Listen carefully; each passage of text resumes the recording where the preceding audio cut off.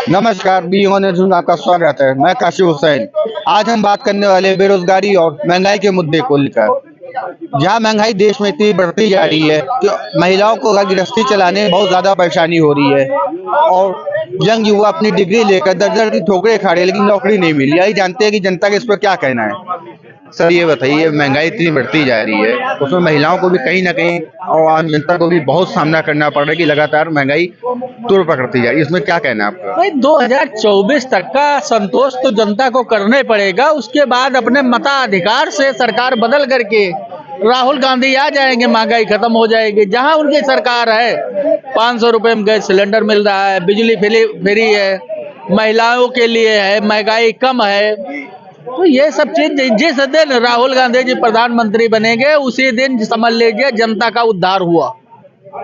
ये जो विनाश के रास्ते पे जा रही है जनता, 2024 में 140 करोड़ जनता को चाहिए कि राहुल गांधी को वोट करे, राहुल गांधी को प्रधानमंत्री बनाओ, मोदी भगाओ देश बचाओ अभियान चलाए, तभी जो है देश का हमारे उद्धार हो सकता है। नहीं तो तुम्हारा शिक्षा चला गया, रोजगार चला गया, स्वास्थ्य चला गया, हर चीज पे ग्रहण लगा हुआ है। जब से मोदी जी शपथ ग्रहण लिए हैं तब से ग्रहण लगा हुआ है।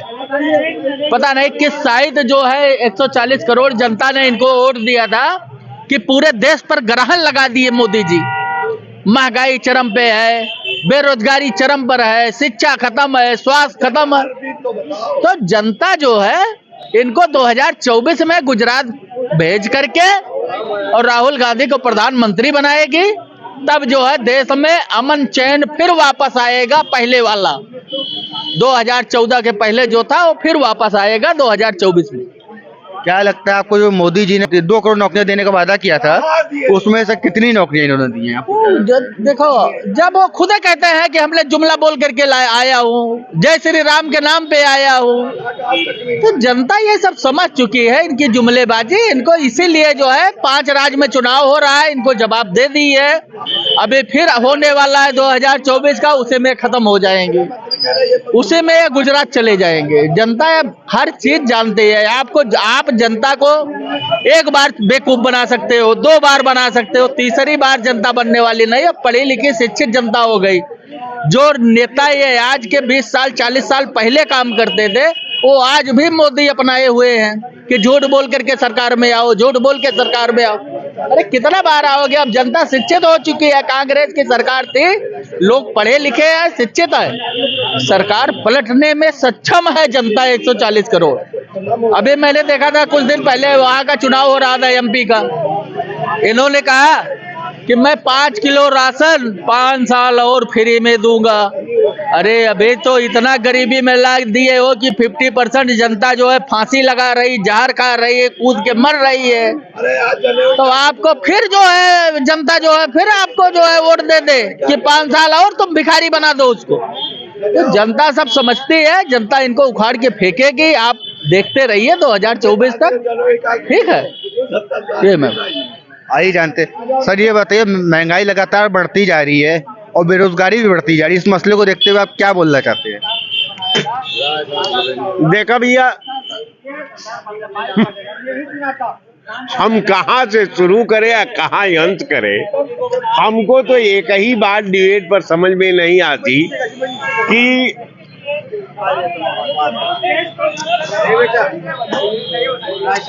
कहाँ से शुरू और कहाँ से अंत। देखिए भाई, हम अब सरकार का पक्ष रखना चाहते हैं आपके चैनल पर। सरकार को किसी ने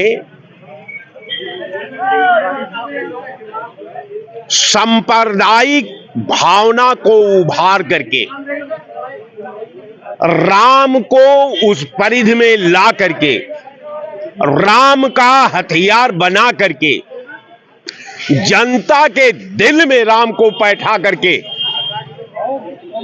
और पोलराइजेशन किया गया। और राम के नाम पर, हिंदू राष्ट्र के नाम पर भारतीय जनता पार्टी को स्थापित किया गया। वास्तविकता यह है कि भारतीय जनता पार्टी को कोई महंगाई पर नियंत्रण करने के लिए वोट नहीं दिया। भारतीय जनता पार्टी को कोई शिक्षा बेहतरीन करने के लिए वोट नहीं दिया। भारतीय जनता पार्टी को कोई विकास के लिए वोट नहीं दिया। भारतीय जनता पार्टी को कोई लॉ एंड ऑर्डर के लिए वोट नहीं दिया। दो इशू पर वोट मिला, राम और हिंदू राष्ट्र पर। बहुमत की सरकार, हिंदू राष्ट्र तो नहीं हो पाया। राम महंगाई तो कम करेगा नहीं, महंगाई का झेलना हमको है, महंगाई लागू भी हम ही को करना है। तो राम अगर वास्तव में है असली राम, मैं कई बार आपको चैनल पर कहा कि इनका एक अलग राम है। ये वो राम को मानते हैं जिस राम को इन्होंने बनाया है। ये वो राम को नहीं मानते जो राम ने कायनात को बनाया है। जिस राम को पूरी कायनात मानती है, जिस राम को हम प्रेरणा के रूप में अनुकरण करते हैं, जिस राम को आदर्श के रूप में हम मानते हैं, आज जिस राम ने, अगर उन्हीं के राम का मैं अनुकरण करूं तो वो राम तो राजगद्दी छोड़ करके जंगल में चले गए। वो राम अपने भाइयों को छोड़ दिए, वो राम अपने पिता को छोड़ दिए, वो राम अपना सब सुख और सुविधा छोड़ दिए। वो तो राम तप का नाम है साहब, राम तपस्या का नाम है, राम सोच की नाम है, राम नैतिकता का नाम है, राम संवेदना का नाम है। वो राम कभी इजाजत नहीं देता जो राम एक दूसरे के भावना को कुठाराघात करता हो, समाज में एक दूसरे को नीचे दिखाने का कार्य करता हो, समाज में एक दूसरे का खात्मा करने का काम करता हो। वो राम नहीं हो सकता। मर्यादा पुरुषोत्तम राम ने रावण को भी कभी अमर्यादित शब्द से प्रयोग नहीं किया। कुंभकर्ण के ऊपर उन्होंने अमर्यादित रूप में कोई शब्द नहीं कहा। उन्होंने मेघनाथ, जंग तो जंग था, लड़ा राम ने, तो राम तो जीते। राम तपस्या का नाम है साहब, लेकिन इनका राम कुर्सी का नाम है, इनका राम विधायक का नाम है, इनका राम पैसे का नाम है, इनका राम सांसद का नाम है, इनका राम मुख्यमंत्री का नाम है, इनका राम प्रधानमंत्री का नाम है। इनका वो राम है साहब। ये जिस राम को हम मानते हैं, जिस राम ने हमको पैदा किया है, जिस राम ने हमारे अंदर चेतना डाली है, जिस राम ने हमको पाला है, मैं उस राम में विश्वास करता हूं। मैं मुख्यमंत्री बनाने वाले राम को नहीं मानता, प्रधानमंत्री बनाने वाले राम को नहीं मानता, मैं सरकार बनाने वाले राम को नहीं मानता। मैं उस राम को मानता हूं। मेरी आवाज राम है, मेरी सोच राम है, मेरा कर्म राम है, मेरा व्यवहार राम है, और सब राम ही राम, सब कायनात राम में लगा हुआ है, लेकिन इनके राम में नहीं। जिस राम से प्रधानमंत्री की कुर्सी चाहिए, जिस राम में विधायक चाहिए, जिस राम ने सांसद चाहिए, मैं उस राम को नहीं मानता। मैं उस राम को मानता हूं जो समाज को रोटी देता है, जो समाज को सृजन देता है, जो समाज को पैदा करता है, जो समाज को पालता है। मैं उस राम को मानता हूं। तो ये इनकी स्थिति है।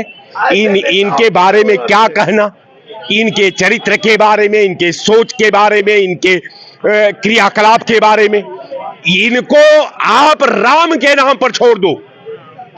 जिस राम को इन्होंने भजा करके कब्जा किया है, वही राम इनका जर्रा जरा उखाड़ करके नस नाबूद कर देगा। वो तूफान चल चुका है, बस केवल समय का इंतजार है। गया माघ दिन 29 माघी।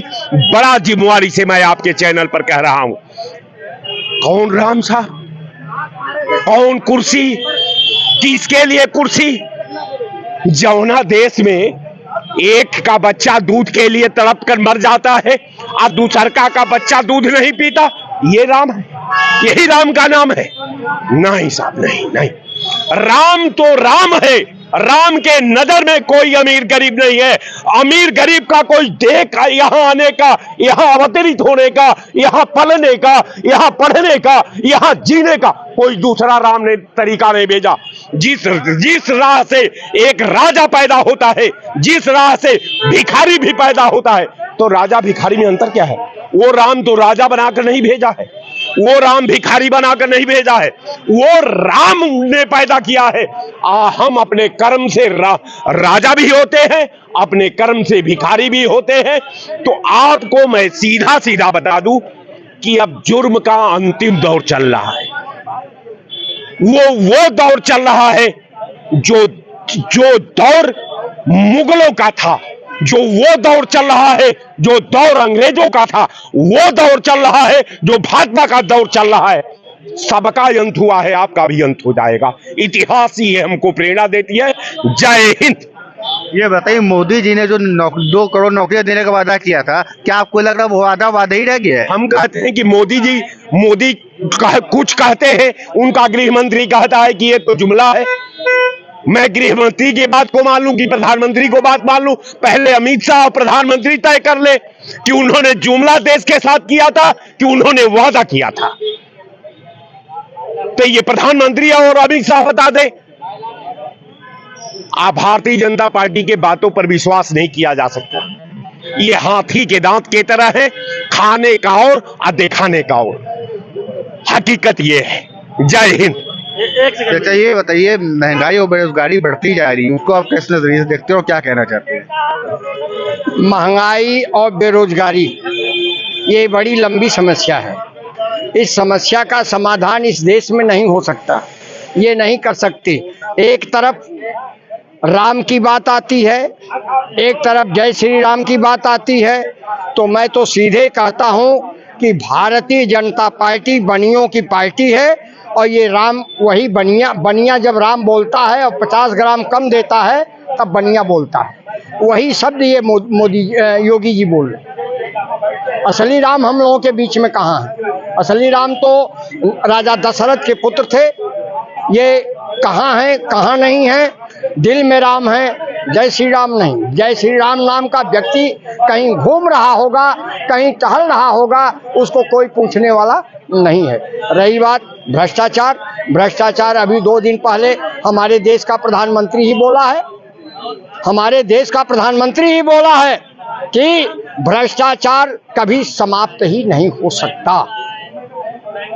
बुरा जो देखन मैं चला, बुरा न मिलिया कोई, जो दिल ढूंढो अपनों से बुरा न कोई। जो दिन में 10-10 बार कपड़ा बदलता हो, वो क्या जो भ्रष्टाचार बताएगा? भ्रष्टाचार कहते किसे हैं? उनके पास है क्या? हमारे देश में भ्रष्टाचार, बिल्कुल बेरोजगारी तो और ज्यादा है। ये तो कहते हैं कि हर 2 महीने में कहते हैं 2 करोड़ युवाओं को रोजगार दिया। कहाँ दिया, कैसे दिया, किन परिस्थितियों में दिया, पता ही नहीं लग रहा है। मैं तो खोज रहा हूँ कि कोई माई का लाल बता दे कि हाँ हम असली सर्विस पाए हैं। हाँ, असली सर्विस पाए हैं तो मैं जानूं, कोई बताने वाला नहीं है। वही है वो ठेके वाली सर्विस है।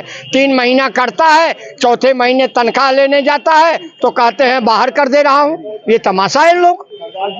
हमारे देश में जो कुछ है अपने से अपने हिम्मत पर रहो, कभी कुछ होने वाला नहीं, कुछ नहीं होगा। क्या आपको 2 करोड़ जो कहते मोदी जी कहते हैं नौकरियां दी हैं, क्या वो सही में दी है? आपको जुमलेबाजी लग रही है? 2 करोड़ नौकरी दिया किसको? मैं तो यही कह रहा हूँ, 2 करोड़ नौकरी दिया किसको? कहाँ दिया? अभी इन्होंने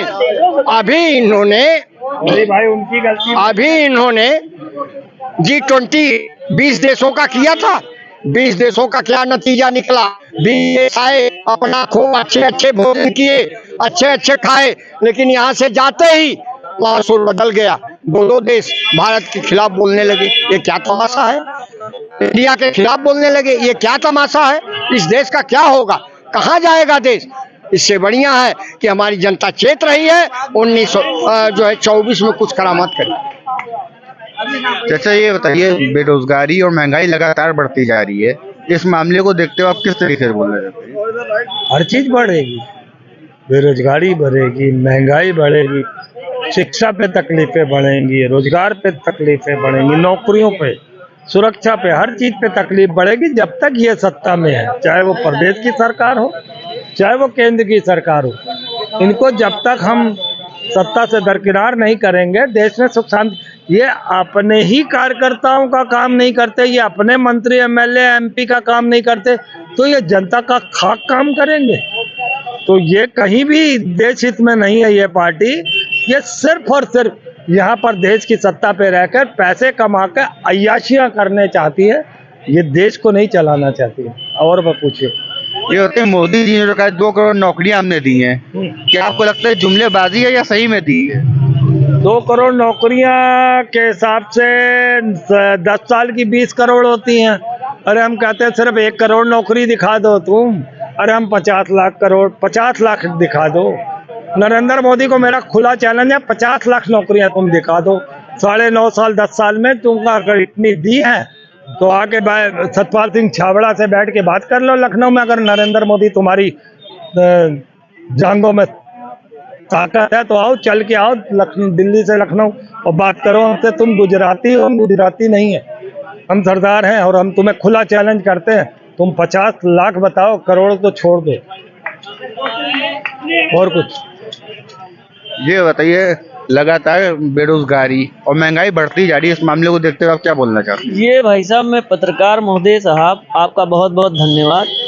कहने मतलब आप लोग जनता की बात को रखते हैं और जनता की बात को मीडिया पे दिखाते हैं। कहने मतलब ये है कि ये योगी जी की मोदी जी की सरकार में ये जुमलेबाजी, तिबल इंजन की सरकार है, ये केवल जुमलेबाजी, इनके पास में जुमलेबाजी के अलावा कुछ नहीं है। हमारे इन्होंने कहा था कि भाइयों बहनों 15 लाख रुपए अकाउंट में आएंगे, 2 लाख नौकरियां मिलेंगी। ना 2 लाख इनकी नौकरियां दिखाई पड़ रही हैं, ना 15 लाख हमारे अकाउंट में आ रहे हैं। हम लोग ने सोचा था कि हमारे माँ बाप नहीं पढ़ा पाएंगे, तो यो मोदी जी जो हमारे 15 लाख अकाउंट में 0 पॉइंट खाता खुलवाया था, उसमें 15 लाख डालेंगे तो इन्हीं की रकम से हम लोग सरकारी रकम से पढ़ेंगे, आगे चल के कुछ बनेंगे। तो हम लोग भी मोदी जी का नाम लेंगे, योगी जी का नाम लेंगे। मगर ये तो बिल्कुल ही हम लोग को बर्बाद कर दिए हैं। अब ये सब जुमलेबाजी के अलावा कुछ बोलते नहीं हैं। हिंदू मुस्लिम मस्जिद मंदिर ये काम करते हैं और कुल मिला के महंगाई इतनी है। अब हमारे लोग की शादी हो गई है, बताइए 2-2 बच्चे हैं, पढ़ाइयाँ प्राइवेट स्कूल में पढ़ाने जाते हैं तो बच्चा अभी 3 साल का हमारा बच्चा है, 2000 रुपये फीस है। 3 साल में बच्चे को हम लोग ने अपना नाम सिखाया कि हमारे अपने दादा का नाम बताओ, तो बेटा हमारा दादा का नाम बताता है, हमारा नाम बताता, हमारी मदर का नाम बताता, हमारी वाइफ का नाम बताता है। और बाकी स्कूल में बिल्कुल शिक्षा है ही नहीं। मैडम लोग बैठती हैं, मोबाइल चलाती हैं, खड़खड़। अब पूछो बच्चे से कि बेटा तुम क्या पढ़ के आए, कहीं पापा क्या बताया, वो मैडम तो हमारी मोबाइल चला रही थी, पढ़ाती नहीं है। तो बताइए ये शिक्षा है। अखिलेश यादव की सरकार में, मुलायम सिंह की सरकार में, समाजवादी की सरकार में जो शिक्षा मिलती थी बच्चों को, वो शिक्षा भारतीय जनता पार्टी की सरकार में बिल्कुल नहीं मिल रही। और न्याय दिलाने केवल गुंडागर्दी हो रही हर जगह। ये बोलते थे पहले समाजवाद लोग गुंडा, मगर अब तो भारतीय जनता पार्टी वाले गुंडा। ये बताइए, सरकारी विभाग की बात कर रहे हैं स्कूलों की या मतलब प्राइवेट स्कूलों की? चाहे सरकारी हो चाहे प्राइवेट हो, प्राइवेट में वही हाल है और सरकारी में लिखाई है वही हाल है। अगर एक दिन हम दिहाड़ी करने वाले आदमी 400 रुपये पाते हैं, मजदूरी करते हैं, हम भी ऑटो चलाते हैं, अब बताइए 1 महीने तारीख को तसल्ली जाती है, जब मतलब कमाते हैं, जोड़ते हैं 1000-2000 रुपये, तब जाते हैं स्कूल में। फिर तो इतनी कापी किताबें और पेन पता नहीं क्या क्या मंगा लेते, तो दिमाग भ्रष्ट हो जाता है। शाम को जाएंगे तो बीवी कहेगी, वाइफ बोलेंगी कि वो उनका स्कूल से फ़ोन आया है, आज बच्चे को रिजल्ट लेके आना, फलाना ये लेके आना, फलाना वो लेके आना। और ये सरकार बिल्कुल नाकामयाब है। हमारी समाजवादी सरकार में अखिलेश भैया ने जो सुविधा दी थी, हम भी पढ़ते थे, 12वीं में थे तो हम लोग के स्कूल में वजीफ़ा मिलता था। आज भारतीय जनता पार्टी की सरकार में ना वजीफ़ा मिल रहा है, ना कुछ मिल रहा है, और घर से सब बेकार हुए भैया, ना बेरोजगार है। बताइए क्या करें। हमारे कहाँ सरकार में, अब इनके सरकार में 9 साल के काल में इनके काम ही गिनवा लिए, कोई काम नहीं। हमारे अखिलेश भैया ने एक आना स्टेडियम बनवाया, 10-90 चौराहा बनवाया, मेट्रो चलवाई, एक और आपके ये गोमती नगर रिवर्स बनवाया। इनकी सरकार में अब इनसे काम पूछ लीजिए तो कोई काम नहीं, बस केवल ये हिंदू मुस्लिम मुस्लिम, मस्जिद, मंदिर। क्या आपको लगता है इनके सरकार में महंगाई बढ़ी है या कम हुई है? भैया इनकी सरकार में प्याज कहाँ जा रहा है? 90 रुपए किलो प्याज। आज मैं मंडी में गया, पूछा 90 रुपए किलो प्याज। 180 रुपए में दाल है अरहर की। बताइए तो महंगी है कि सस्ती है? भाई साहब ये महंगी है, ये सस्ती नहीं है। तो हम लोग कहाँ खा पाएंगे? वो 4 तो दिहाड़ी पे कमाने वाला, 3 बच्चे हैं, 2 बच्चे हैं हमारे, 2 मियाँ बीबी हम। अब क्या हम किराया देंगे और क्या बच्चों को जियाएंगे? क्या कापी किताब लाएंगे उनकी? सर ये भी तो आप देखिए। आगे चल के हमारा एक बेटा एक बेटी है, उसकी शादी सोचे कि 4 रुपए में जोड़ के अपने बच्चे की बेटी की शादी करेंगे, तो कहाँ कुछ गुंजाइश है ही नहीं। लेकिन मोदी जी तो कह रहे कि हम 2 करोड़ नौकरियां देंगे। हाँ नौकरियां, 2 नौकरियां, यही तो कहीं सब झूठे वादे हैं। अब इनको जनता जाग चुकी है, युवा भी जाग चुका है। अब इनको मोदी जी को उखाड़ के फेंकने वाले हैं, जनता भी उखाड़ के फेंकने वाली है। अब परिवर्तन होगा तो हमारा परिवर्तन, अगर राहुल गांधी से गठबंधन है, अखिलेश भैया राहुल गांधी लड़ रहे हैं, जनता उनको सहयोग करेगी।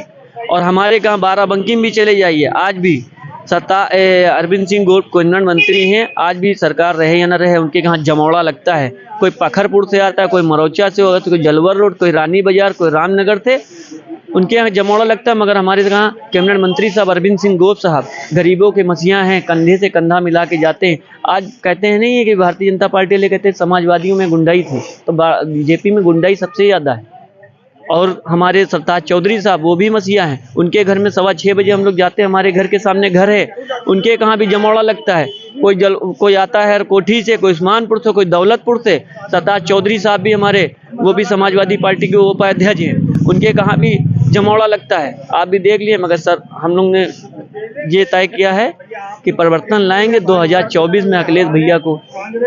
लेकिन मुख्यमंत्री जी का भी दरबार लगता है, उसका बारे में क्या कहना चाहते हैं? मुख्यमंत्री जी का दरबार वो तो झूठे वादे हैं। यहाँ से आदमी जाता है, यहाँ पे आता है योगी जी के दरबार में, तो यहाँ बताते हैं साहब मंत्री जी हैं नहीं, तो गोरखपुर जाता है बेचारा पैसा खर्चा करके। कोई न्याय दिलाने का काम ही नहीं है, कोई भी न्याय दिलाने का काम नहीं, बस जब वो दौड़ते में सारे पैसा खर्चा कर देता है। यहाँ से गोरखपुर जाएगा, फैजाबाद जाएगा, वहाँ पे 100-200 रुपये किराया है कि नहीं है, और वहाँ से आएगा इधर वाले बाराबंकी से, अगर सोचो योगी जी कहाँ चले अपना जनता दरबार में, तो 100-200 रुपये 150 रुपये वहाँ खर्चा करके, तो बताते हैं मंत्री जी है नहीं, कल लगेगा। भाई साहब ये है, तो इनकी सरकार नहीं, इनकी सरकार बिल्कुल नाकामयाब है। आपको क्या लगता है अखिलेश सरकार में जो जनता दरबार लगता था और ये मुख्यमंत्री योगी आदित्यनाथ जी के सरकार में जो लग रहा है, इसको आप क्या देखते हैं कि न्याय दोनों सरकार में से किसमें से सही न्याय होता? न्याय अखिलेश भैया की सरकार में, समाजवादी पार्टी की सरकार में न्याय मिलता था। अखिलेश भैया अभी भी सुनते थे। अभी देवरिया कांड में देख लीजिए, अगर योगी जी सुन रहे होंगे हमारी बात को, तो दोनों देवरिया में 2 कांड हुआ है, तो योगी जी एक पश्चिम में गए, दूसरी पश्चिम में क्यों नहीं गए? उनको वहां भी जाना चाहिए। हमारे अखिलेश भैया दोनों से कंधा मिला के खड़े, न्याय दिलाने का काम कहा और न्याय दिलाएंगे उनको। जैसे कि आपने सुना कि जनता में कितना आक्रोश था महंगाई और बेरोजगारी के मुद्दे को लेकर। कैमरामैन अली पठान के साथ Kashif Hussain, being on news, Lucknow.